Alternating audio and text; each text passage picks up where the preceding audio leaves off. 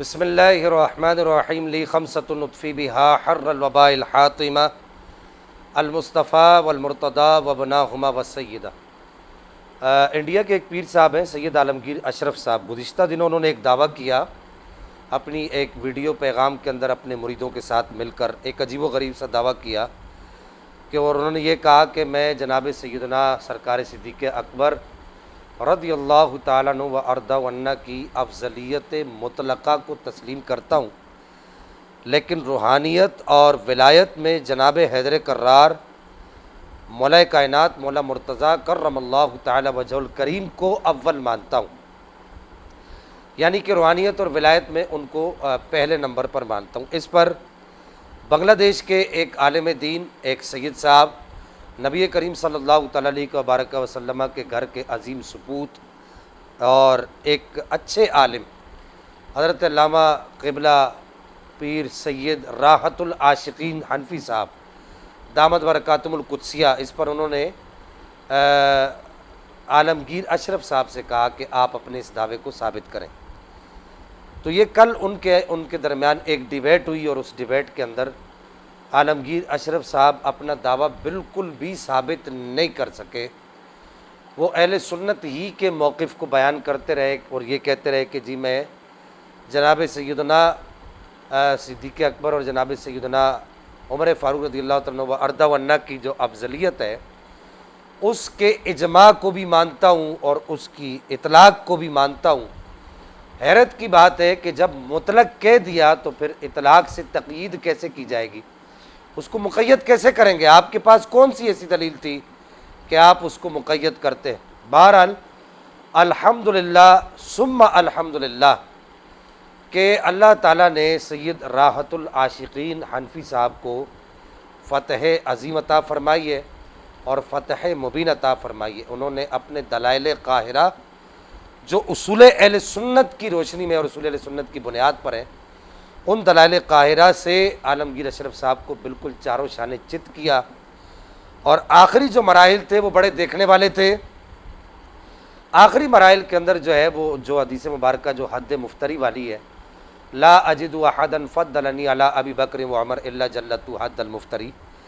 اس پر عالمگیر اشرف صاحب اپنی جہالت کا عظیم ثبوت دے گئے، اور وہ یہ دعویٰ کر گئے کہ یہ جو حدیث ہے یہ متواتر نہیں ہے، حالانکہ اس روایت کے تواتر کے دعوے دار صرف اس دور کے لوگ نہیں ہیں، بلکہ امام ذہبی جیسے بڑے محدثین اس روایت کو متواتر کہتے ہیں۔ تو اب وہ بار بار یہ کہتے ہیں جی اس کا تواتر ثابت کریں۔ حیرت کی بات ہے کہ میں عالمگیر اشرف صاحب کے جو مریدین ہیں اور متعلقین ہیں ان سے یہ کہنا چاہوں گا کہ روایت کے حدیث کے تواتر کا تعین عالمگیر اشرف صاحب کے کہنے سے یا میرے کہنے سے یا کسی اور عالم کے کہنے سے یا کسی پیر کے کہنے سے نہیں ہوگا، بلکہ روایت کے تواتر کا جو تعین ہے وہ محدثین کریں گے۔ جب امام ذہبی جیسا بڑا محدث اس روایت کے تواتر کا دعویٰ کر چکا ہے، پھر امام سیوطی نے اس کی توثیق کی ہے، اس کو برقرار رکھا ہے، اور پھر شیخ محقق الاطلاق شیخ عبدالحق محدث دہلوی نے اپنی کتاب معرکۃ الآراء کتاب تکمیل الایمان کے اندر اس کے تواتر کا دعویٰ کیا اور اس کو برقرار رکھا ہے۔ تو اس روایت کے تواتر کا مطالبہ کر کے عالمگیر اشرف صاحب جو ہے وہ بالکل جو ہے وہ زچ ہو گئے، اور مولانا سید راحت العاشقین حنفی صاحب نے نہایت ہی آسن انداز سے اس روایت کے تواتر کے دلائل پیش کیے، محدثین کے جو ہے ان کی عبارات دکھائی، ان کی تصریحات دکھائی، جس سے یہ بات بالکل واضح ہو گئی کہ عالمگیر اشرف صاحب کے پاس سوائے پان چبانے کے اور کچھ بھی نہیں۔ وہ 24 گھنٹے جو وہ پان چباتے رہتے ہیں، اس کو چبانے کے اور دریاؤں اور سمندروں اور اچھی اچھی کشتیوں میں سیر کرنے کے علاوہ اس طرح کے دھکا اسٹارٹ پیروں کے پاس کچھ بھی نہیں ہے، اگرچہ وہ سید صاحب ہیں لیکن میں تو ان کو کہہ سکتا ہوں۔ اور پھر اس کے بعد جو آخری بات یہاں پر عرض کروں کہ انہوں نے جو اپنا جو دعویٰ کیا تھا، اپنے اس دعوے کو وہ ایک لمحے کے لیے بھی بیچ میں لائی نہیں کہ دعویٰ ان کا روحانیت اور ولایت کا تھا، اس پر انہوں نے کوئی بھی اہل سنت کے اکابر میں سے، محدثین میں سے، مفسرین میں سے یا اصولیین میں سے کسی کی ایک بھی عبارت نہیں پڑھی۔ تو یہ بالکل بات واضح ہو چکی ہے کہ وَقُلْ جَاءَ الْحَقُّ وزحق الباطل ان الباطل کان زہوقا۔ اللہ تعالیٰ سید راحت العاشقین حنفی صاحب کو جزائے خیر عطا فرمائے، اور ان کی طرح کے علماء